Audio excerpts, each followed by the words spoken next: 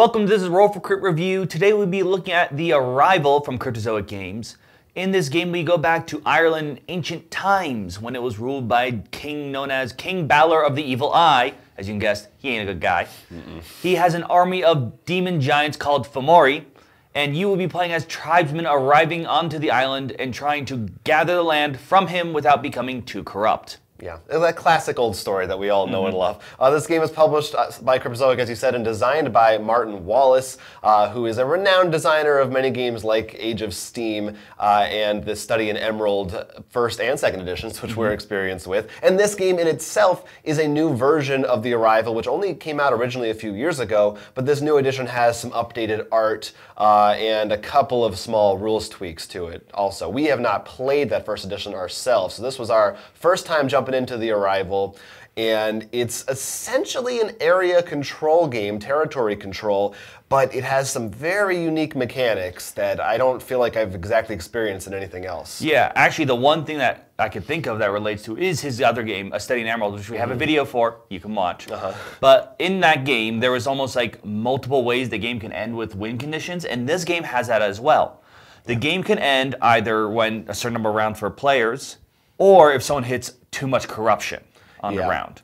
And once the game does end, you then look at the board and see whether there are more demon figures, tokens, or more of the player figures, their buildings, their fortifications they've created throughout the game. And depending on that, the victory condition can change. So if there are more demons, then it's whoever has the most corruption is the winner. Oh, least corruption. Least corruption. It's important. So in this case, the green player would win.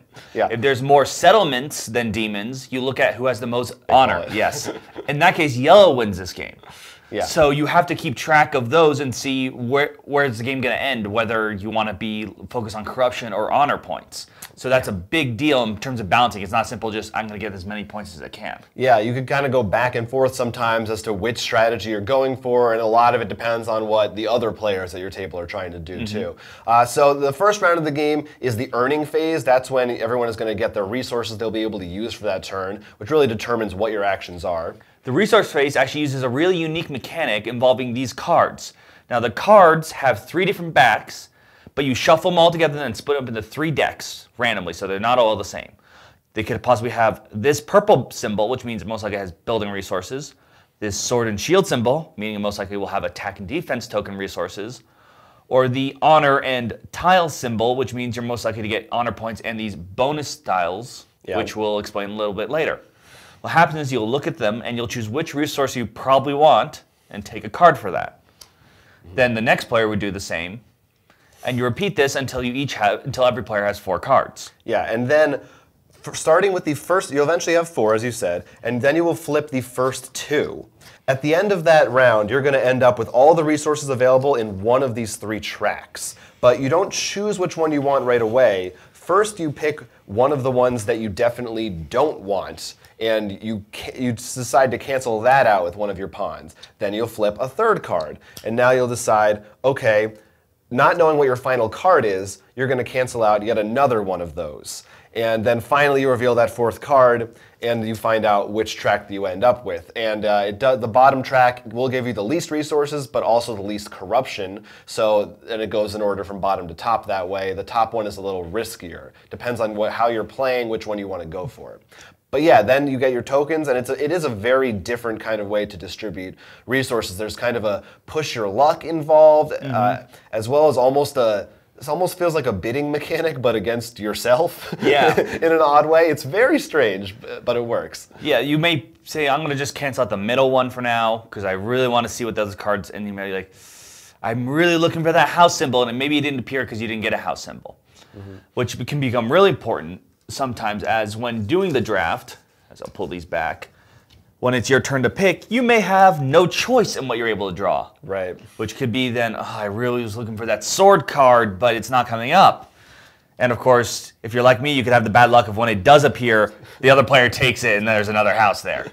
Yeah, so your tactics can definitely change a lot on the fly from turn to turn, because you might have some great plan, but if you don't get enough of the resources that you need, you just gotta adapt and you gotta change what you're gonna do. And that's what happens once you have all your resources. Everybody takes turn taking 2 actions, one of which could be passing. Otherwise, you can build, which is placing these guys on the map in different locations. Or you might attack these demon figures here, the Fomori, based on their number at the bottom. You have to spend that many of these sword icons to defeat them. And they can reward you with points, or you could lower your corruption, however you decide to do that. And then you also have shield tokens that can protect your region from different attacks. You can get these tiles, which can be used any time that would make sense for them to be used. For example, the tile you actually have in front of you right now lets you change your bid. So if you saw that fourth card and like, oh no, I don't want this top row anymore, you can move one of those cylinders. Right. But the other big tile are Fomori. In addition to gaining, let's say I gained 4 corruption, I would gain 4 of these tokens. So the way they work is they spread along the roads. However, they may want to destroy something adjacent. To do so, if there's any shields, you have to spend 1 to destroy the shield, and 1 to destroy each of the houses, and I have to have another one to place.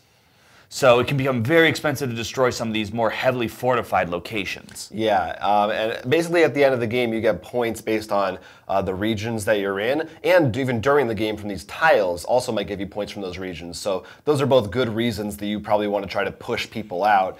Or if you want, there's also these powerful castle tiles, which are really strong, worth a lot of points, but they're only up at the top. So if you're trying to get into there and get one of those, another reason you might want to hurt other players.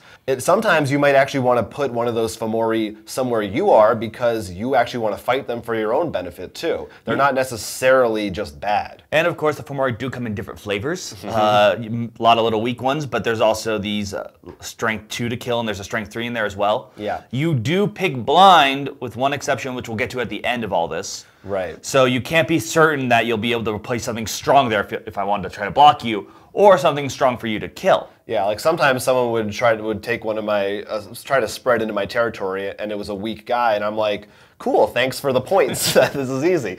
So stuff like that can happen. And yeah, essentially, like I said, you're trying to get as much control of the board as you can, be in as many places as you're able to be in order to have the best advantages of who to attack and when. But depending on what's going on with this corruption track and the amount of demons on the board, you may just want to focus on spreading more efficiently. So it's a bit of a back and forth of how you want to play. This is a really interesting game because it's one where even when people seem to have a lead, it seemed pretty common for you to be able to get a bunch of points in one turn. If you plan well, and based on the tiles you get, like you said, like with these ones for different color regions, you could really jump ahead of the pack. So it's not until the end of the game that you really can have a clear idea of who the winner is going to be, which is something we always appreciate. Right, the tiles did refresh, and that actually is what the randomness and luck of that for me, that one game I was way behind both of you. But then a tile came out for both the color yellow and rewarding for this territory, which I had control of those 2 territories, as it turned out. So I was like, I need to grab tile things there. And I was able to get away with it, which got me the win. Yeah, and that's something that if you're more familiar with the game, you might be aware of, and you might even plan for, thinking, oh, I know that yellow tile hasn't come out yet, so I'm going to try to stop them from getting that before it's too late, or I'm going to plan for it in advance. Like, if you've played multiple times, you can really kind of think these things through. This version also comes with a new advanced mode, which basically means you get variable player powers. So each person has a card that tells them one special ability that they have throughout the game. Yeah, for example, when I mentioned earlier that you randomly place a demon, one actually gets to look at their demon tokens, so they can actually decide what demon gets placed where. In addition, like, this is one that we found to be quite enjoyable for us, as we are turtlers. Pretty much makes it harder to destroy your own fortresses, and they count to 1 more strength. Yeah, which is really nice, really good to do. Some of them make it cheaper for you to be able to build further in different areas of the region or next to other people, or to kill these demons without having to actually be next to them, which is super convenient. definitely changed things up. I mean, we had different opinions about which ones we thought were stronger or weaker, but that's definitely probably a group-centric thing, depending on your personal metagame, what you do and find out in the game.